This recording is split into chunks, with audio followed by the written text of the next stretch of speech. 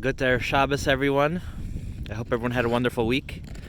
So, this week I was a little bit lucky and I got to visit the iconic 770 Eastern Parkway in Brooklyn, New York. I did a quick trip to New York. What is 770? If you don't know, 770 Bet Mashiach is the Chabad Vorovitch world headquarters. It's the synagogue and office, home of the Lubavitcher Rebbe. All Chabad centers all over the world originate from 770 Eastern Parkway. Many of us try to go to 770, at least I can talk for myself, every couple months to rejuvenate, to recharge, like we like to say.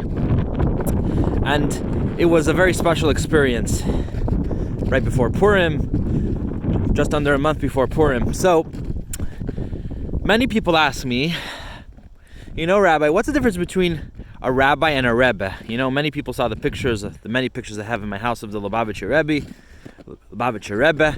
So many ask, what's the difference between a rabbi and a rebbe?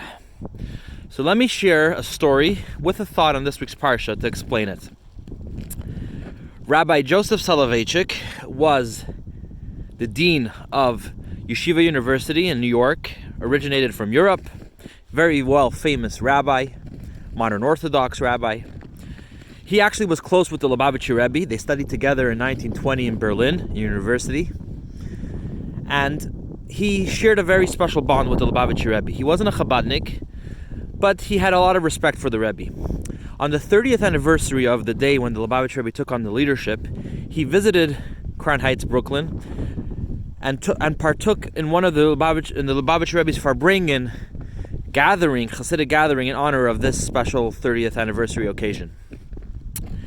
The day after the Farbrengen, he was visited by another Chabadnik that asked him, what was your experience? Tell me about your experience yesterday. How did you enjoy the Farbrengen? So he shared, and he said, I'll backtrack. He said, this week's Parsha speaks about Moses breaking the tablets. Everyone knows the story of Moshe Rabbeinu breaking the tablets. Very sad time in Jewish history. You can only imagine what Moses was feeling. He literally put himself on the line for the Jewish people. He literally, took them out of slavery. He made the Jews witness godly revelations, miracles after miracles.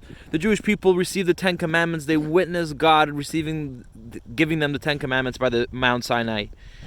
Shortly right after Mount Sinai, Moses goes back up to the mountain, and guess what? Within 40 days, the Jews worship the golden calf. Moses hears about it. Hashem tells him, go down to see what your nation's doing. He witnesses that, and we know the famous story how he breaks the tablets. So, you could only imagine any celebrity, any famous person, any successful person builds an empire, puts his line on making his project success, and then it just literally punches him back in the face. You could only imagine Moses would just throw in the towel. And on first glance, he breaks the tablets. The story goes that after breaking the tablets, he goes back up to the top of Mount Sinai to beseech mercy from Hashem, from God. For 80 days and 80 nights he spent on top of the mountain, begging God to forgive the Jewish people.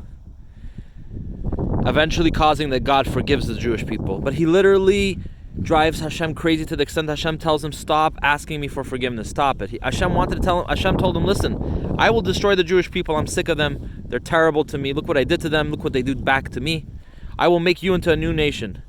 But Moses says, no, forgive the Jewish people, to the extent he tells God, listen, if you're not going to forgive them, take my name out of the Torah. I don't want to be part of it. And Rabbi Soloveitchik tells this Chabad rabbi, this is exactly what I witnessed by this Hasidic Farbrengen, what a Rebbe is. A regular rabbi is like a teacher, a Rosh Yeshiva, like a dean. The first tablets God gives Moses, he was similar to a rabbi. God told him the whole Torah, he writes it down on the tablets, he writes it down, the 10 Commandments on tablets, teaches him the Torah to tell over the Jewish people. Moses was just giving over information, teaching information. But then, the Jews sin, Moses goes back up for 80 days, 80 nights.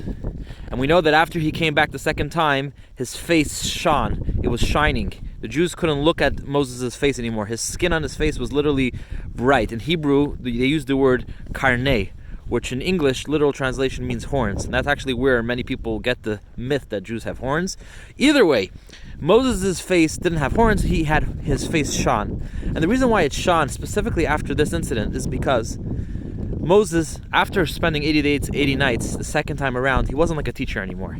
He was way above a teacher. Moses realized that the Torah wasn't something that he had to just give over. Rather, the Jewish people were his nation. He had true love for the Jewish people to the extent he realized the Torah was just a curriculum, just a way to bind, to unify, to connect the Jewish people and Hashem, God.